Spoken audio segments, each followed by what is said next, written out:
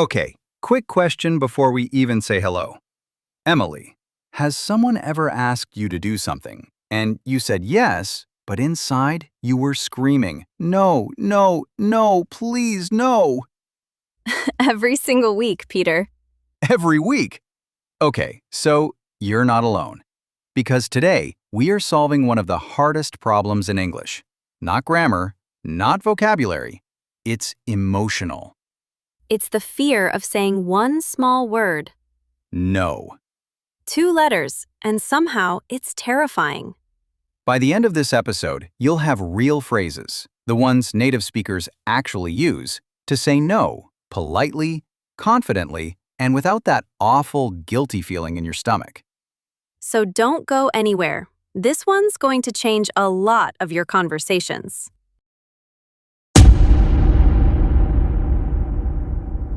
Hey everyone, welcome back to Emily and Peter's English, the podcast where we help you speak real, natural English for real, everyday life.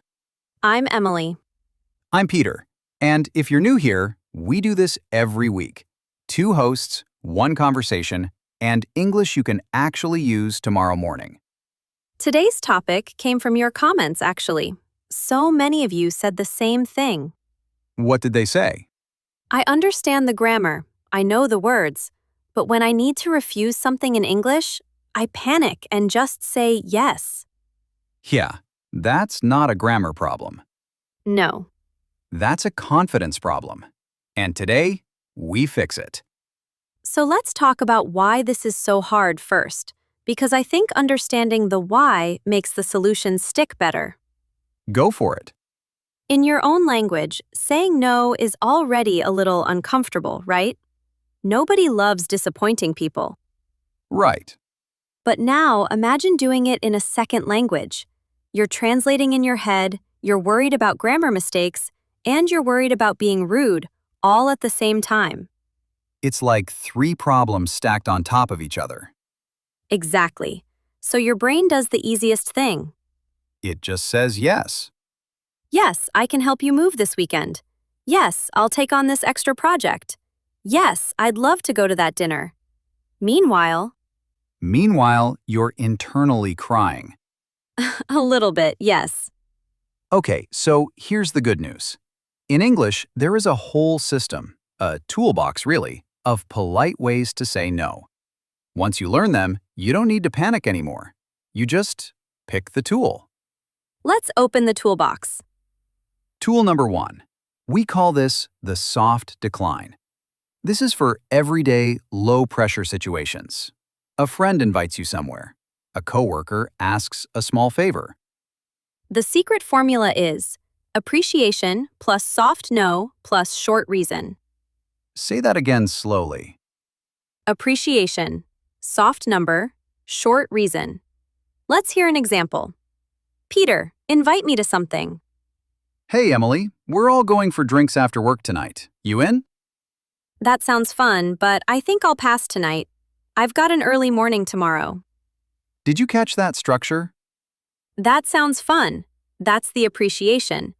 But I think I'll pass. That's the soft no. I've got an early morning. That's the short reason. And notice, no long explanation.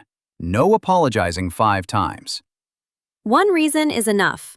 In English, over-explaining can actually sound less confident, not more polite. Huge tip. Write that down. Other soft no phrases you can swap in. I'd love to, but I can't make it this time. Maybe another time? I'm going to sit this one out. Sit this one out. That's a nice natural phrase. It means you're choosing not to join, just for this occasion. Okay, tool number 2. This one's for work. Your boss, a client, a coworker, asking you to take on more than you can handle. This is where a lot of learners get stuck, because you don't want to seem lazy or difficult. Right, but here's the secret. Professional English isn't about refusing, it's about managing expectations. Ooh, I like that. The formula here is acknowledge plus boundary plus alternative. Let's act it out. Peter, you're my manager. Emily, can you finish this report by tomorrow morning?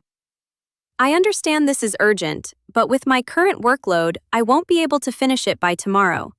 I could have it done by Thursday, or I could prioritize it if something else comes off my list. Perfect example.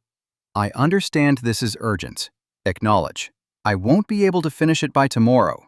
The boundary. I could have it done by Thursday. The alternative. You're not just saying no, you're giving them a path forward. And that actually makes you look more professional, not less. People who can say no clearly at work are usually respected more, not less. Other useful lines. That's not something I can take on right now. Let me get back to you on that. I want to make sure I can give this the attention it deserves, so let's find another time.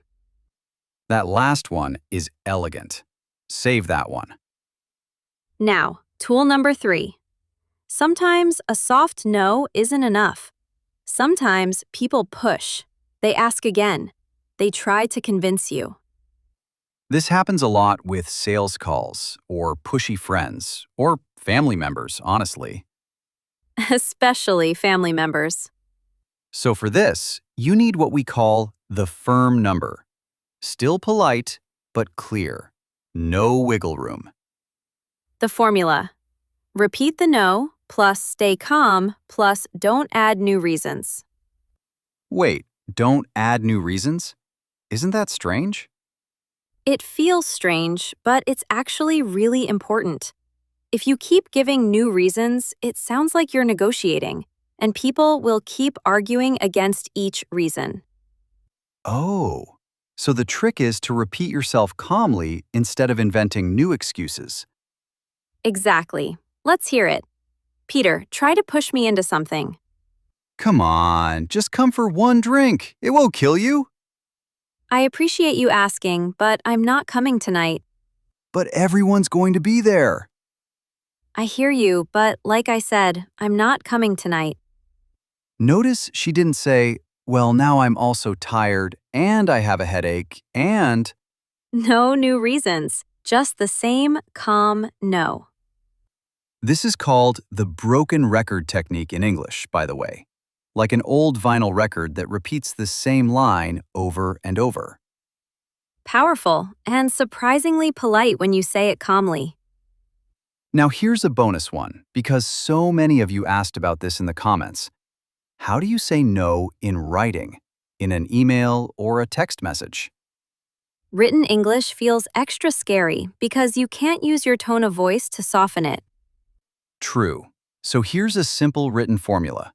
Thank them, plus decline clearly, plus keep the door open. Example. Thanks so much for thinking of me for this. Unfortunately, I won't be able to help this time. Please keep me in mind for future opportunities. Notice how warm that sounds, even though it's a clear no. The exclamation mark at the end helps too. Small detail, but it keeps things friendly. Save this one. This single message template works for almost any situation. An invitation, a work request, even a favor from a friend. Okay, before we wrap up, I want to say something important. Not just about English, but about this whole topic. Go for it. A lot of learners think saying no is rude. But actually, in English-speaking cultures, saying no clearly is usually seen as more respectful than saying yes and then disappointing someone later. That's such a good point. If you say yes and then cancel last minute or do a bad job because you're overloaded, that actually damages trust more than a polite no ever would. So the goal isn't to avoid disappointing people completely. That's impossible. The goal is to disappoint them kindly and clearly, using the right words. That's the real skill here.